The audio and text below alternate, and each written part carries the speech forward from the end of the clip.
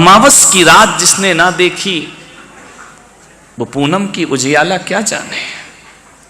जिसने कांटों की चुभन ना सहन की हो वो फूलों का सुख नहीं जान सकता है। और मैं आपसे कहता हूं कि जिसने जीवन में दुख ना देखा हो वो सुख का आनंद कभी नहीं उठा सकता है। सुख का आनंद उठाना है तो दुख से गुजरना ही पड़ता है। यदि अमावस की रात का अपना आनंद है और पूनम की रात का अपना आनंद हुआ करता है, और कभी कभी सुख का अपना आनंद है तो दुख का भी एक अपना आनंद हुआ करता है। दुख जीवन में जरूर होते हैं, दुख थोड़े बहुत होना भी चाहिए। दुख से घबराओ नहीं मेरे साथी, ये जीवन में मानव का श्रृंगार है। दुख में ही तो आदमी आदमी बनता है।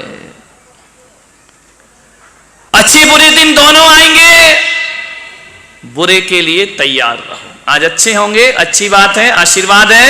बुरे दिन भी आएंगे, उनके लिए आदमी को तैयार रहना चाहिए। सब दिन होत ना एक समान। एक ग्रस्त के जीवन में कितने दुख आते हैं। जवान बेटे की मौत हो जाती है, पिता के कंधों पर अर्थी जाती है उसकी। कितना बड़ा दुख है ये। व्यापार फेल हो जाता है, आदमी ऊंचाइयों की सफलता तक पहुंचता है और बीच में ही हार जाता है, लौट आता है। कभी कभी बनते हुए काम बिगड़ जाते। आदमी की जिंदगी में सब चलता है। मान्यवर ज्ञान गंगा महोत्सव का आज समापन दिवस है, और मैंने पहले ही दिन कहा था कि ज्ञान की गंगा वो गंगा है जब निकलती है तो पतली लकीर से निकलती है, लेकिन जब कलकत्ते में पहुंचती है तो गंगा सागर में परिवर्तित हो जाया करती है। और आज यह ज्ञान की गंगा गंगा सागर का रूप ले रही। कितने लोगों की उपस्थिति है, ये गंगा सागर बन गई है। शुरुआत पतले से लकीर से होती है, समापन सागर से हुआ करता है। हजार दुख है आदमी के जीवन में। सफलता मिलती है, समृद्धि मिलती है तो आदमी कहता है खुशकिस्मत आदमी है। असफल हो जाए, समृद्धि ना रहे, विफल हो जाए, कहते हैं वो बदकिस्मत आदमी है। ध्यान रखना, खुशकिस्मत दुनिया में सभी नहीं होते मेरे भाई। आप खुशकिस्मत हो सकते हैं, 2 4 10 खुशकिस्मत हो सकते हैं, हर कोई दुनिया में खुशकिस्मत नहीं हुआ करता है। इसलिए मैं आपसे निवेदन कर रहा हूं, जो खुशकिस्मत नहीं है, बदकिस्मत हैं,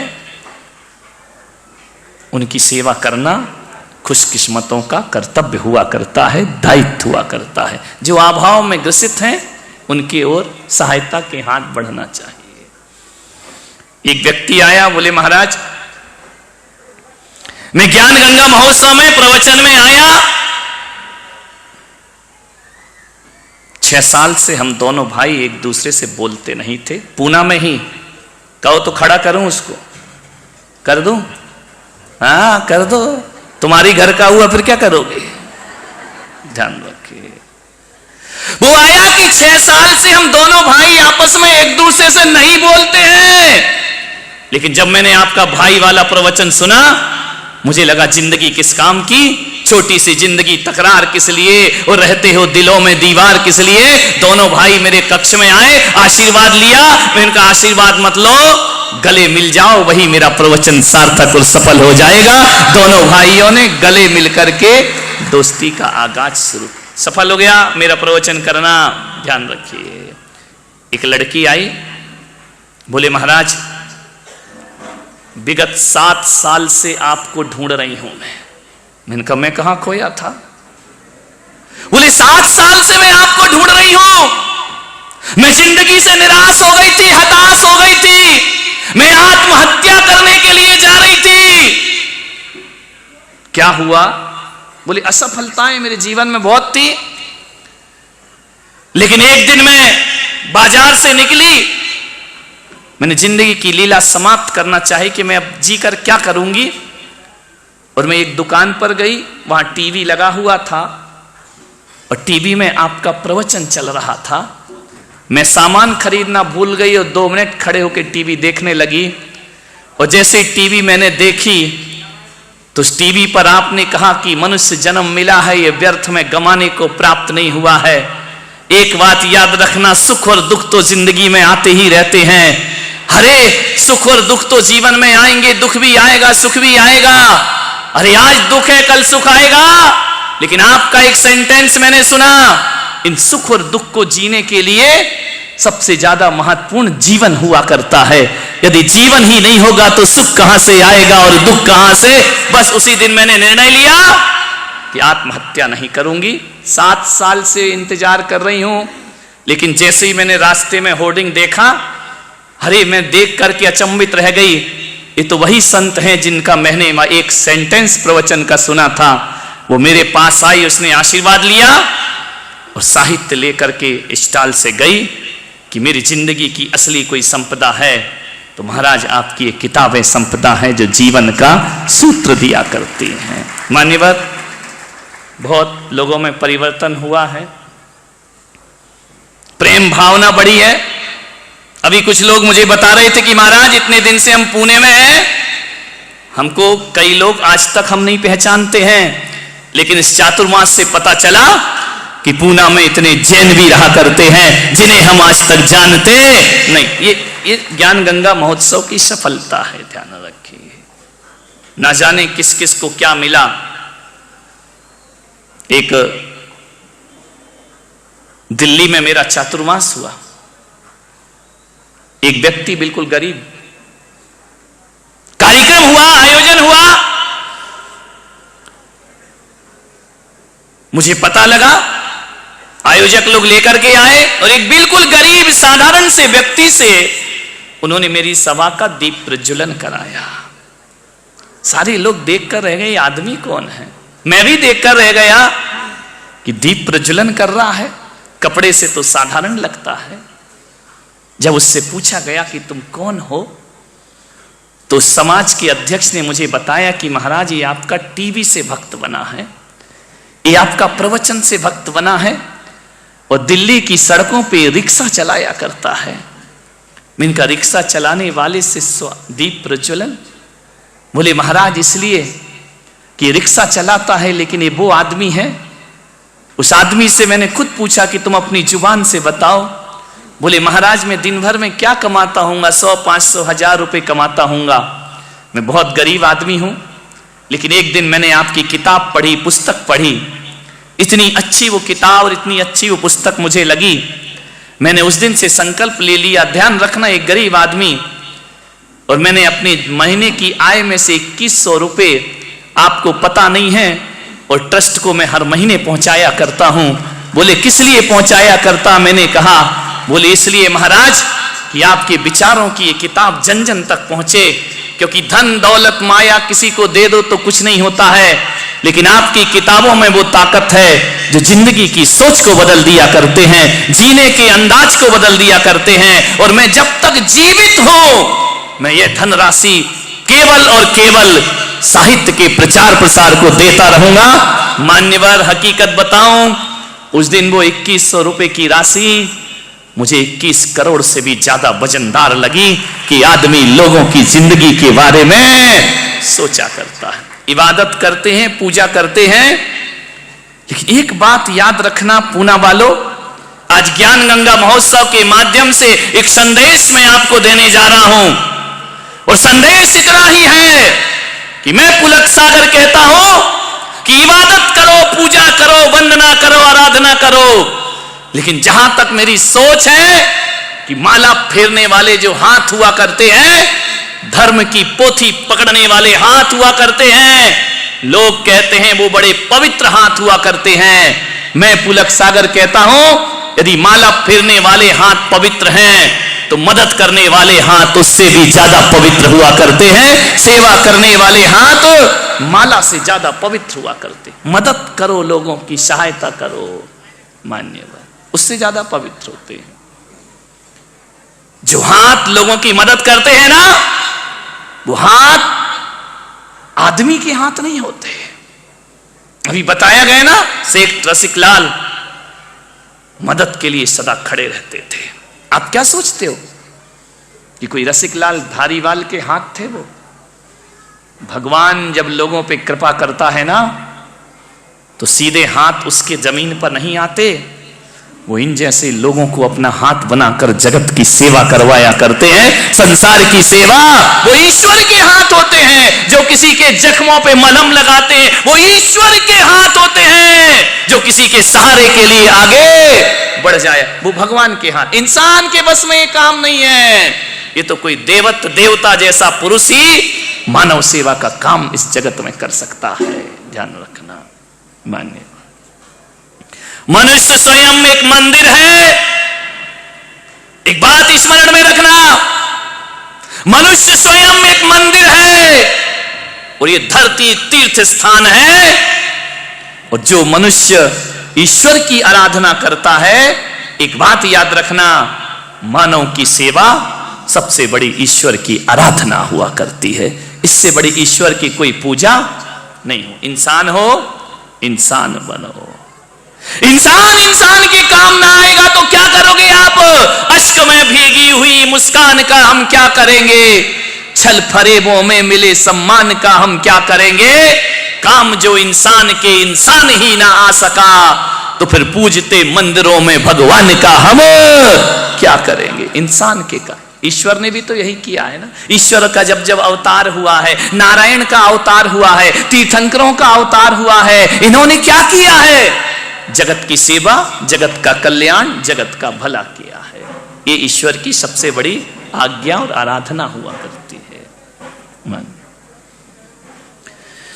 मैं आज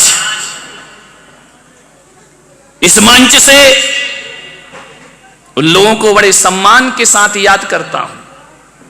रोटरी क्लब मानव सेवा के लिए बहुत कुछ काम किया करता है। महावीर इंटरनेशनल मानव सेवा के कार्य कर रहे हैं। ध्यान रखें, जी तो मानव सेवा का कार्य कर रहा है। और मेरे भी निर्देशन में पुलक मंच परिवार मानव सेवा के लिए पूरा जीवन समर्पित करके जी रहा है। ध्यान रखें, मेरा एक भक्त है जोधपुर में, राजस्थान में, जाति का ब्राह्मण है, राजू व्यास उसका नाम है, हेडमास्टर है स्कूल में, उसकी पत्नी नर्स है। उसने मुझसे मंत्र दीक्षा ली है। जानते हो, आपको विश्वास नहीं होगा, उस आदमी ने मेरे से प्रेरणा लेकर के एक एम्बुलेंस तैयार की।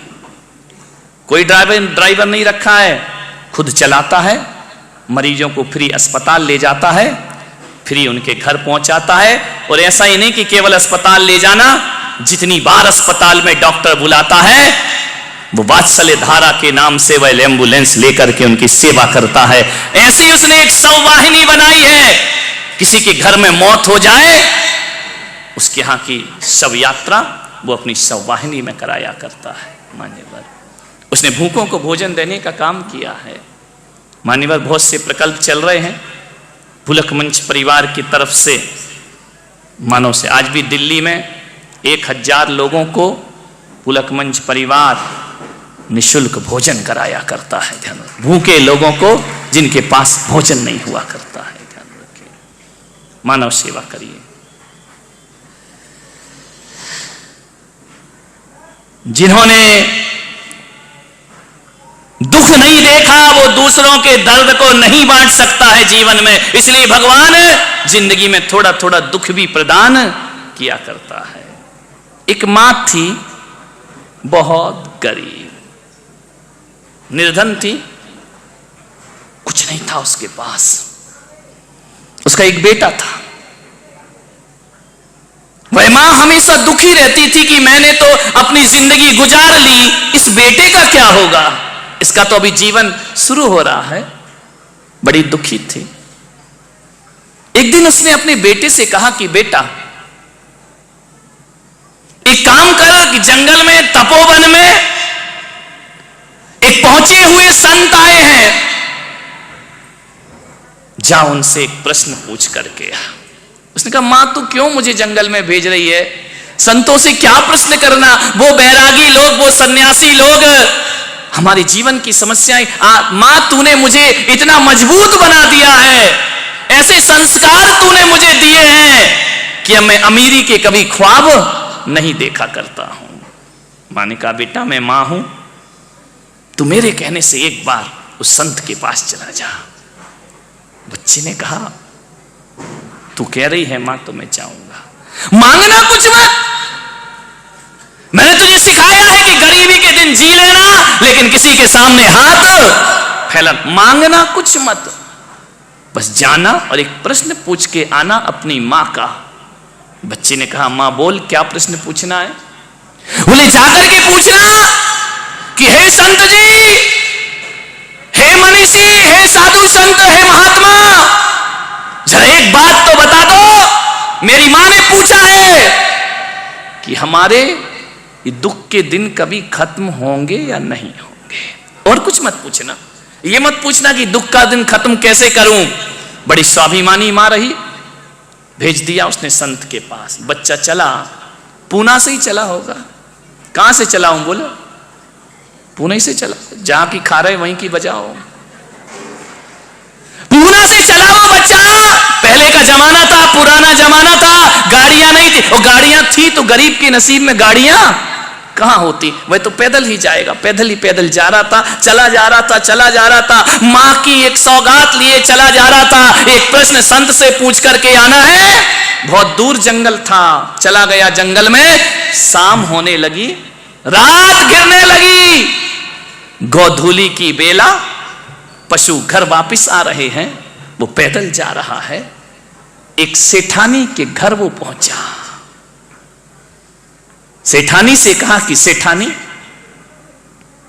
तुम्हारा इतना बड़ा मकान है, इतनी बड़ी हवेली है, मैं पैदल किसी संत के पास जा रहा हूं, क्या आज की रात तुम्हारे घर के बरामदे में गुजार सकता हूं?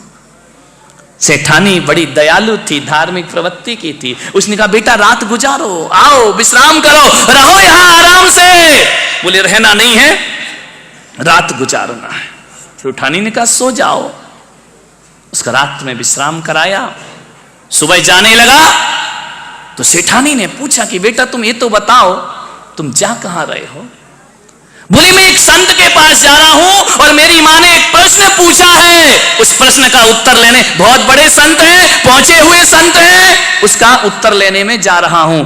सेठानी ने कहा संत के पास जा रहे? बोले हां। बोले बेटा तू मां का प्रश्न लेके जा रहा है, एक प्रश्न मेरा भी पूछे आना। अरे उसने कहा भाई गरीब पूछे तो पूछे, ये अमीर पूछ रही है प्रश्न। बोले एक प्रश्न मेरा भी पूछ लेना। लड़का बड़ा संस्कारी था, उसने कहा कि मां तेरे घर में मैंने रात बिताई है, जो प्रश्न कहेगी मैं पूछूंगा, जरूर पूछूंगा, प्रश्न ही तो पूछना है। बोले बस पूछ के आ जाना।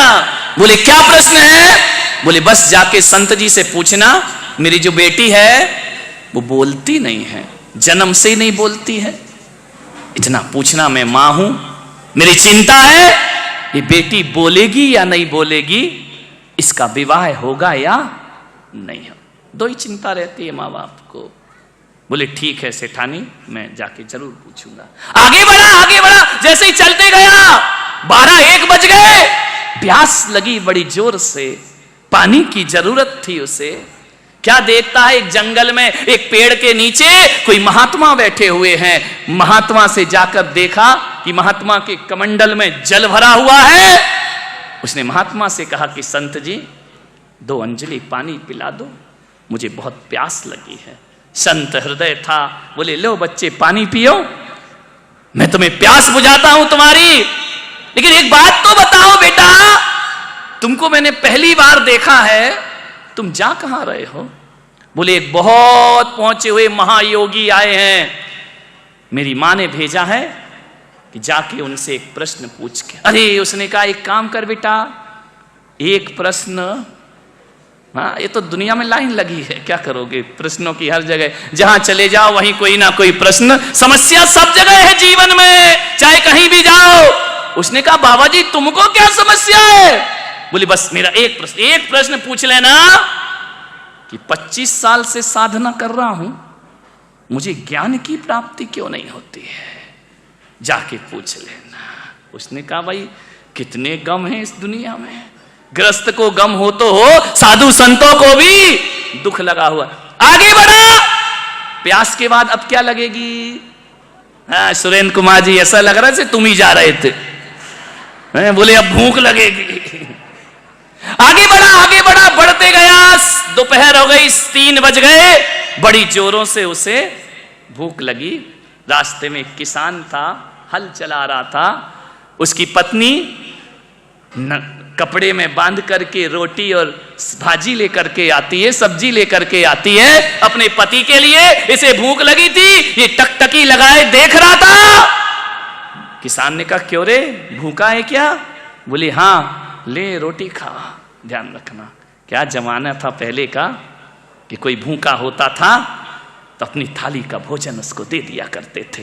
संत एकनाथ जी महाराज भोजन करने के लिए बैठे, हाथ पैर का मुख का आचमन किया, ध्यान लगाकर बैठे। भोजन की थाली सामने रखी है, वो भोजन की थाली रख के आंख बंद करके प्रभु का ध्यान कर रहे। आंख खोली तो क्या देखते हैं संत एकनाथ?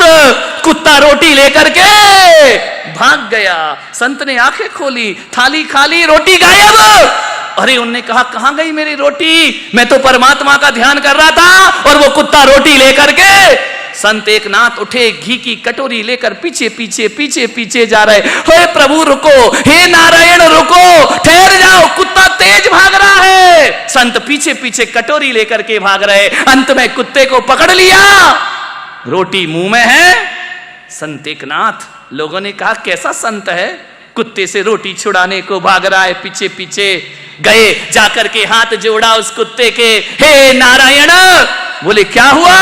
लोगों ने कहा, ये कर क्या रहे हैं संत एकनाथ? कहा, हे नारायण, हे प्रभु, ये रूखी रोटी क्यों ले जा रहे हो? घी तो छोड़ गए हो, ये घी की कटोरी लो, लाओ तुम्हारी रोटी में घी लगा देता हूं, घी लगी रोटियां खाइए। अरे, लोगों ने कहा, संत जी ये क्या कर रहे हैं आप? कुत्ते को घी लगा रहे हैं। मालूम है, हमारे देश की संस्कृति, सभ्यता और मनीषी कहती है, संत के मुंह से निकला, बारे प्रभु क्या ओढ़नी उड़ाई मुझे इंसान की, और तुमने शकल बना ली स्वान की। हम तो वो लोग हैं जो जानवरों में भी भगवान के दर्शन किया। संत एकनाथ रोटी छीनने नहीं भागे, संत एकनाथ भागे कि घी लगी रोटी खाओ, तुम्हारा जीवन का आनंद आ जाएगा। तुमको ध्यान रखिए। मान्य।